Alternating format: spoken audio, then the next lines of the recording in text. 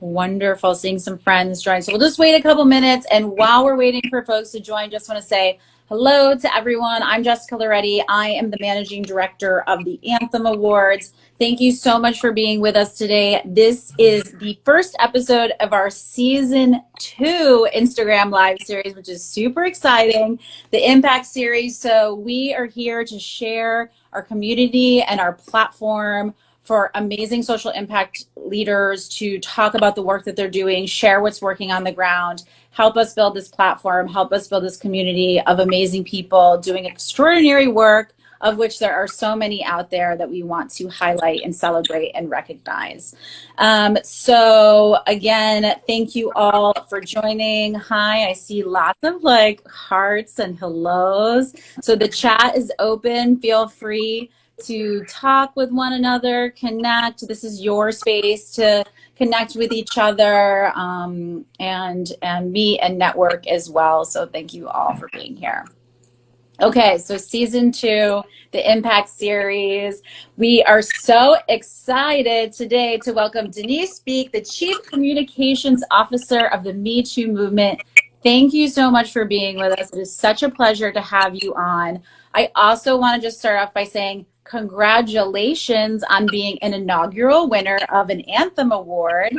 Can you start off by just telling us a little bit about yourself? I love asking people kind of about their journey through activism, social justice movements, things like that. I've seen that you've worked in the nonprofit sector for over 10 years. You've worked with amazing organizations like the Leeway Foundation and the Black Lily Film and Music Festival. Just introduce yourself. Tell us a little bit about your story and how you ended up where you are today. Sure. Well, first of all, thank you, Jessica, for having me on today. We're so thrilled. I speak on behalf of the team when I say we're so deeply appreciative of this recognition. This is, it's really, really just amazing to be seen in this way for what we truly do. And we're proud to be in such good company. I've seen the other awardees that have been recognized by Anthem, by Webby, and yeah, it feels really, really good. So thank you so much for taking this time. This is great. So yeah, as you said, you know, I've been in the world of arts, culture, social justice, nonprofit work for 15 years. Actually, not to date myself, I'm only 21, but same, but me yeah. too. So yeah, I've been at this work for about 15 years now, mostly working inside of like communications and narrative work, but when I think about my journey and trajectory, I can't help but think about like the long line of women I come from, and my grandmother and my mother, who were both born in Jamaica and moved here and dedicated their lives to community service and justice, is really my foreground. That's where I come from. And outside of family, I've been led by some incredible women. You mentioned Black Lily and Black Star, which I'm on the board of, that puts on an amazing film festival every year, was founded by a woman by the name of Maori Carmel Holmes, who's a good dear friend of mine, who started off as my mentor, and Tarana Burke. I met Tarana through Maori and have always followed Tarana's work, and it just kind of happened so organically. At the end of my time at Leeway Foundation, which is an organization here in Philly that supports women and trans artists working inside of social justice, that Tarana and I started talking, and then you know, Me Too went viral, and Tarana was like, I need to start an organization, and you know, and that's kind of how that went. And so I have always been surrounded by amazing women, Black women who have just dedicated their lives to other Black people, to people in general. And so that's where I come from. That's where I sit, and that's what drives me.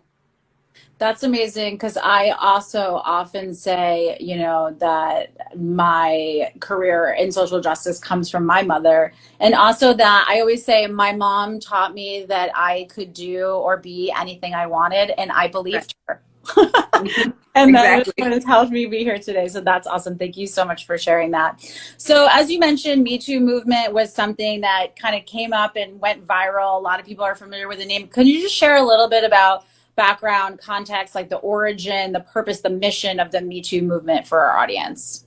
Absolutely. So Me Too actually began in 2006 by Tarana Burke, who was working with Black and brown girls in Alabama and New York and Philadelphia, and was noticing that a lot of these girls were impacted by sexual violence. Either they were survivors themselves or had friends who were sexually abused, and really dedicated a lot of her work to meeting Black and brown girls where they were, making sure that they had resources, that they felt seen and cared for and supported and believed. And was really struck by the lack of community accountability and resources for these girls, and really never stopped doing that work. And it was only until 2017 when the world really woke up to what the work of what Tarana was doing all of her life, basically. Right. You know, if you don't know Tarana Burke, you need to know her. You need to find her on social media at Tarana Janine. Just an incredible woman, civil rights activist. And, you know, so Me Too went viral. The hashtag went viral in 2017. And it was really the work of other survivors, other Black women that was like, no, a Black woman started this. We're going to give her the credit. We're going to put her in the front.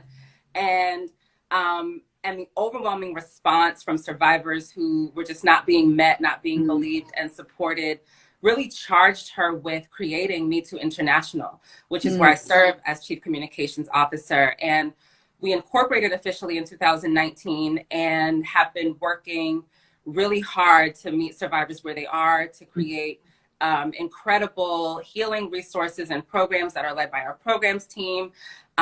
We do narrative and culture shift work to change the way the world talks about sexual violence, dismantling rape culture, and centering the experiences of survivors. So we are survivor-centered, we are survivor-led, and you know, I'm really, really proud of the work that we've been able to do in such a short time. It's amazing. You said you launched initially in 2006, right? And then it was 2017 before the movement went viral. So all of you folks out there working on the ground, I mean, that's 11 years of hard work and dedication before, you know, really got to that mainstream moment. So that's really amazing. Thank you so much for sharing that background. So I want to talk about the We As Ourselves campaign, which was the project which won for Human and Civil Rights Partnership or Collaboration in the awareness category. Talk about how Me Too got involved in that. Yeah, Me Too. Well, I should back up and say that We As Ourselves, the seeds for We As Ourselves were planted, I want to say 2018 or 2019 at a luncheon in LA where Tarana was present amongst other Black women, celebrities, activists. The executive director of the National Women's Law Center, Fatima Goss-Graves, was present. And it was in the wake of the premiere of On the Record, which is a documentary that talks about the experiences of 3 survivors who had been abused at the hands of Russell Simmons, who was a media mogul, very prominent figure in Black culture and hip hop.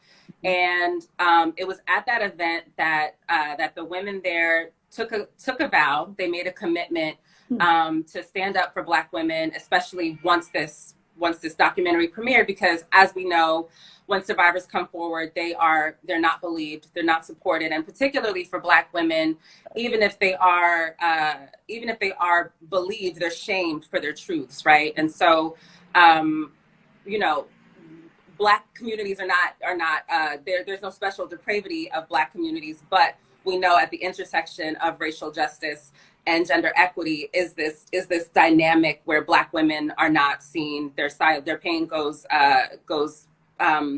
is erased.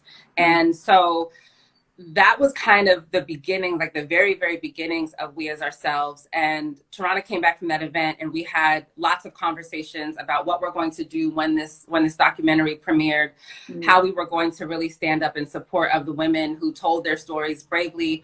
And then it kind of became a project of myself and a couple of women who were at Time's Up at the time, and Arvia Walker, who was at National Women's Law Center.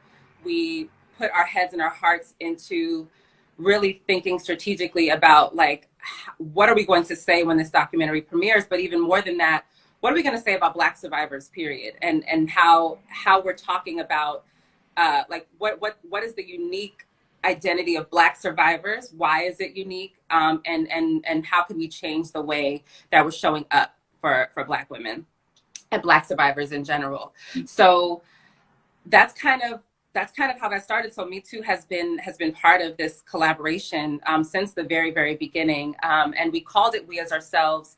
It's a line from a piece called Where and When I Enter by Paula Giddings. And she kind of talks about the complexity of Black identity and showing up as a mother, as a sister, as a daughter, as a friend, and having to almost kind of splice yourself in order to survive in these different spaces where your truth is not really, where you're not really seen as human in the first place. And so that was kind of, that inspired our work together. Extraordinary. There's a report that was put together by the National Center on Violence Against Women in the Black community that said for every Black woman who reports a sexual assault, at least 15 Black women do not report. Can you talk a little bit about this statistic? I mean, that's a staggering number. And how did the We As Ourselves campaign really aim to build and create a community in which survivors feel safe and where they can find the resources that they need? Yeah, I mean, I think that statistic goes back to just in general how Black people are treated, right? And the complexity of Black family and Black community. And so, you know, inside of any community, most times survivors are abused by someone they know, someone in their community, someone they've seen. And what makes that statistic really real is that, you know, we know that, you know, as Black survivors, coming forward means that someone is going to get in trouble. Someone's going to have to, you know, account for that. And, you know, because of histories of wrongful incarceration and just, you know, white supremacy at work, you know, that kind of has created a recipe for Black survivors not being believed and not wanting to come forward for fear of being shamed or extricated from their communities. And so, you know, the work that We As Ourselves seeks to do is create spaces where Black survivors feel supported, where they feel heard, where they feel seen. And so we launched last February of 2021 with a love letter to Black survivors. It actually happened right before another big, I don't know what to call it, like allegations around T.I., the rapper, were starting to emerge. And, you know, we were really alarmed by it. And that almost kind of forced our hand. We were kind of still, you know, making decisions around when we would launch, but then that happened and we were like, no, we have to launch now. Right. And so we launched with a love letter to Black survivors and a call to action to the community at large and to media to change the way that they're talking about what's going on with Black survivors. And, you know, that was met with such resounding response. We encouraged people to take a pledge and kind of gave them ways for how they can show up differently for Black survivors. We've hosted kitchen table conversations, one that was hosted right after Bill Cosby was released from prison. So, you know, we've kind of met the need at every corner to talk about what's really happening in the lives of Black survivors. And we did a narrative research project that I'm super, super excited to roll out at some point this year to really dig into why that statistic is, like what is missing. And how can we do better? Yeah. Can you share, are there any online resources that you can direct folks to? So if there's anyone here who has experienced this or has a friend or wants to be an ally to this movement, resources for them to be directed to? Absolutely. weasourselves.org. You can take the pledge there. You can kind of learn. There's more statistics like that if you need some more information. There are some resources listed on that site. MeTooMovement.org has a breadth of toolkits and info sheets and blogs that are survivor-centered, survivor-written. There's a healing resource library where you can go, and based on what you need, based on what community you're from and where you are, you can find resources right in your area, from crisis response to therapy resources. Tomorrow we're launching Survivor Sanctuary, which is a space, a self-guided platform for survivors who are looking for healing and don't really, or either don't or can't access, one-on-one support. There's 36, we're launching with 36 healing lessons. Sorry, I live at a very busy intersection, so if you're hearing any of the noise of the sirens, it's all good. It's all good. that is Germantown, Philadelphia for you. Yeah. So Survivor Sanctuary launches tomorrow, and we're really, really excited about that. And then for those who are looking to support survivors or take action, we launched Act 2 2 years ago, and that's act2.metoomovement.org. There is just hundreds of different actions that people can take, from listening to a podcast that's like very low barrier, to signing a petition, to donating to rape crisis centers. I mean, you name it, it's there. Based on how much time you have, what your interests are, what you care about. Yeah, so those are a couple, just a few of our. This was not one of our questions, but I'm just thinking about it as we're talking. Can you talk a little bit about how important it really is for this movement to be survivor-led, survivor-focused? Absolutely. I mean, the survivor justice movement historically has been co-opted by people who don't identify as survivors, or but at Me Too we say, if you're not a survivor, then you definitely know one. And survivors know what we need to heal. We know what we need to dismantle rape culture, and survivors need to be at the center and at the front of conversations about sexual violence. And so it's really special, and we're in good company today with a lot of other organizations who are survivor-led and survivor-centered, but it's truly unique. When you look at the history of survivor justice movements, the folks who often get the glory are not survivors, and so it's really important that we maintain that. Absolutely. Can you talk a little bit about what you're working on next? Well, 2022 marks the 5th year of Me Too going viral, which is a huge deal for survivors who came forward in 2017 and took that big step, whether it was online or in personal spaces with family, with friends, to say, me too, I'm a survivor, this is what happened to me, and taking the steps towards healing.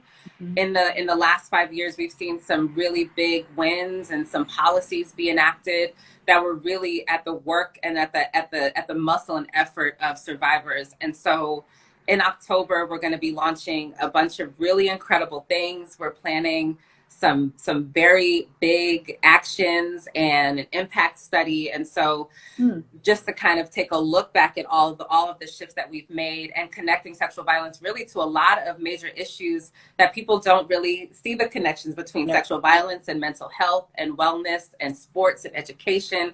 So we're going to be putting that out and sharing that with the world. We're really, really excited about that. As I said, Survivor Sanctuary launches tomorrow inside of Sexual Assault Awareness Month, which we're really excited about that as well. And then this narrative research work that we've done with We As Ourselves is going to be rolling out at some point this year, and is really going to get at why Black survivors, are hesitant to come forward, and the kind of shame that we live inside of. So yeah, it's we've got a lot of stuff coming up that we're really excited, and hope that folks follow our work and get involved. Amazing.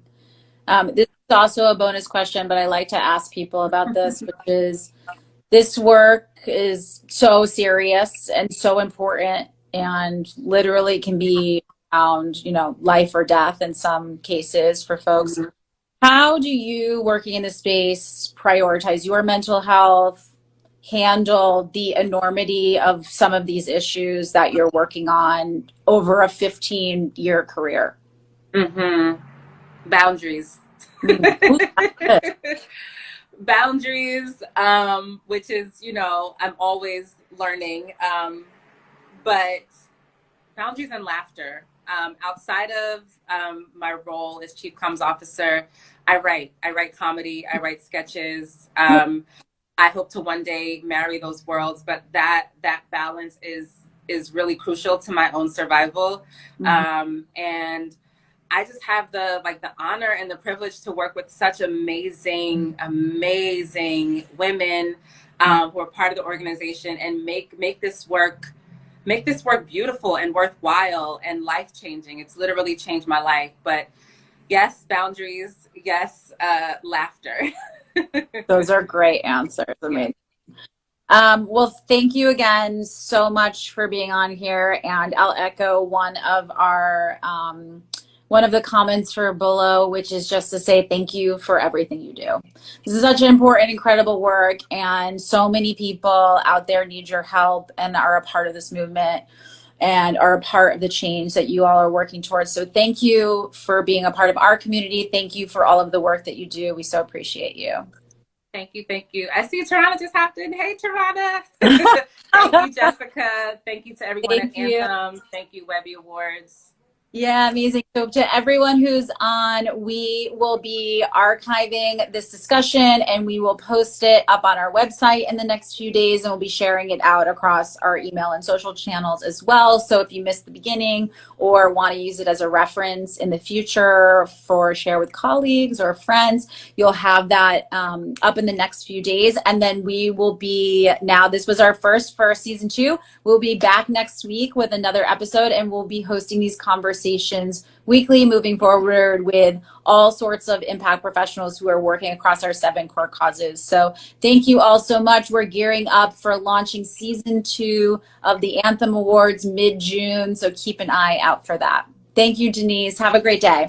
Thank you. You too. Bye-bye.